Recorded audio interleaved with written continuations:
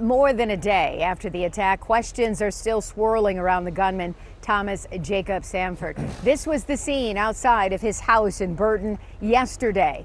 Today, I got a chance to talk to someone who grew up with Sanford, who did not want to go on camera. He told me they played sports together as children, all the way through high school. After Sanford left the Marines, they still had contact through various jobs. Now, this man tells me never in a million years would he have expected Sanford to do something like this.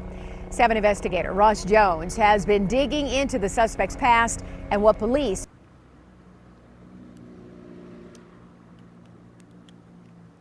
Carolyn, good evening. Thomas Sanford was a Marine. He was a father and he was a husband. And all day today we have been talking to those who knew him, including Sanford's own father, along with a man who had a chilling conversation with him just days ago.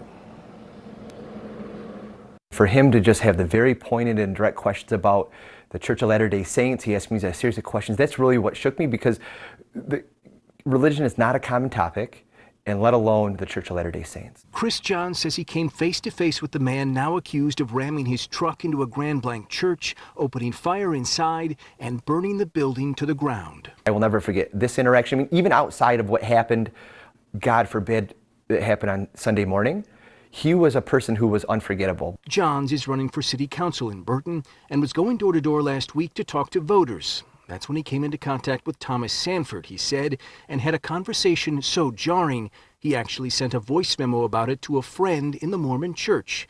He shared it with us today. He went on a tirade about the Church of Latter-day Saints. It was something else. And he asked about my position on guns. I said I support the Second Amendment. That I believe was a satisfactory answer. The very next question almost was, what do you know about Mormons? And where'd it go from there? It went very dark and it went deep. He said at the end that Mormons are the Antichrist. I mean, that is just something I will never forget. I will never forget this interaction. Prior to Sunday, Sanford was largely not on the radar of police. In Burton, where he lives, Chief Brian Ross told me they'd never received a call to his house or took in calls about him. In 2011, records show that Sanford was arrested for burglary, but there's no indication he was ever charged. Today by phone, I spoke with Sanford's father, Tom, who did not want to go on camera, but wanted us to share this. Quote, "I feel so bad about the families that were affected by this, aside from ours. We're not the only ones going through this devastation. We are beside ourselves," he said. Thomas was a great father, a great husband, a great son. This one bad act does not define him as a person. And here outside Sanford's home in Burton, we have seen family members come and go all day. They have been in a state of disbelief, as you would imagine. They have asked that we respect their privacy as they try to come to terms with what Thomas Sanford has done.